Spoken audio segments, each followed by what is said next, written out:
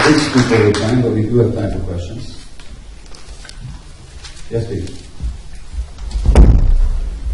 What is the difference between the person who learns to emotionally repress themselves because of their childhood experiences and the person who becomes emotionally laid out because of their Emotionally enough? Emotional ability is just a different, the other side of the same coin. The emotionally laid out person is actually a self-suppressor until it erupts out of them. So they're not in charge of it. It's like a pressure cooker or a volcano that blows its top after a while. That's because the pressure has been too much. So it's just a different expression of the same dynamic, to put it simply. Okay? And that, so the rageaholic is usually somebody who's got a lot of anger, all of a sudden, yeah. Aren't there whole religious groups that fall into that do-good kind of pattern of life? Would that be, do good for others and not for yourself, and care about everybody else instead of yourself? That's almost preached in a lot of religions. Is that harmful? No. Not in itself. Not in itself. It's the question of who's doing it. So, do unto others and be kind and compassionate, that's actually an expression of human nature.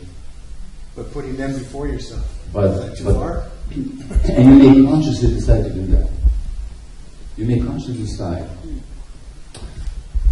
that who you are is service. And you're not going to care about your apartment in Toronto or whatever, career. What you're going to do is you're going to serve those that are most used.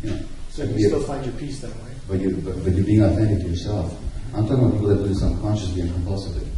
So it's not whether or not you're compassionate. No, but if you've been taught it since you're a child in a religious way. Well, if you've been taught it, then you're only doing it out of duty, in order to conform with the expectations of your parents. You're conforming with your whole group. Yeah, that's a different story. But if you're doing it out of the authentic, and that's good. Compassionate heart that you have, that's different. So again, it just depends on where it's coming from. Okay. Any other questions? Yeah. You're talking about sensitivity to parent and the response are you familiar with the concept of caretaking as a response to disorganized attachment? Caretaking? Well, look, let me give you an example.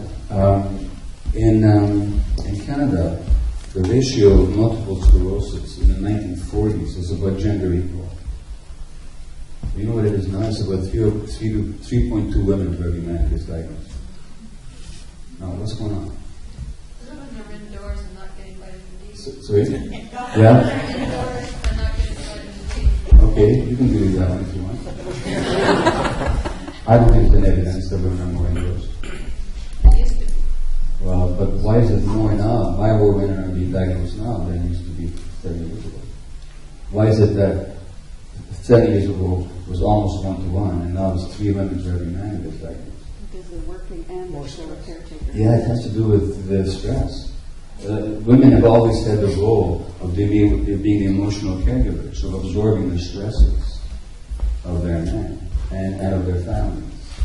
That's why a married man lives longer than an unmarried man, but a married woman doesn't live longer than an unmarried woman. But in addition to that, women have now been given a role of economic contributors as well. The problem is not that women are in the workforce. The problem is that they're in the workforce and still expected to maintain their traditional roles of being the stress absorbers and the caregivers of everybody. And on top of that, they do so in the context of less support because the society is more alienated now. There's less contact, less extended family, less village, less clan, less community. So we've got these extra stresses of less support. That's why. So the caregiving, in this case, goes back to how women are very early on habituated, even as children. And from a very age on, they're more expected than others to take on the responsibility for others. I don't ask you a question. You're scared to say that it because you were talking about disorganized attachment and caregiving. Well, anytime the attachments aren't working, the child's going to work. One option of the child. I mean, it's a number of options. It's a specific. Okay, so number, okay. I was wondering if you were familiar with it. If you could speak. Well, yeah. Sure, yeah. So, but the thing in disorganized attachments, which I'm not going to go into the details, but it's an attachment that doesn't satisfy the child, doesn't meet the child's needs. The child's going to have to work in some way. There's a number of ways the child can deal with this. One is to detach from relationships and become a loner, and not open themselves to intimacy. In which case, they're going to be just distressed, but now they're alone. Or they're going to work very hard to make the relationships work, and then they'll be caregivers. Was somebody with it? Yeah. I said you were scared to say that that's women's nature. I'm scared of what? Say that that's women's nature. Is it women's nature? I don't know. But I mean, that You don't have to be a woman in your life. Yes, she's pretty comfortable with that. I don't think it's a question of nature. It's a question of cultural expectation that we have in society. Society's changed. That's all right. I mean, you can believe it's nature if you wish, but I just don't see that. I don't see that. It's a lot easier to say that than to try to explain it, why it isn't. Well, it's always easier to say that something is just the way nature intends it. Like this society does that all the time. We actually tell people that human beings are aggressive and competitive, individualistic and selfish. That's our nature. That's human. It's not human nature at all. Human nature is the opposite. Those are distortions of human nature. But it's easier to say that it's human nature because then you have to look at the social structure that makes people act that way. Yeah.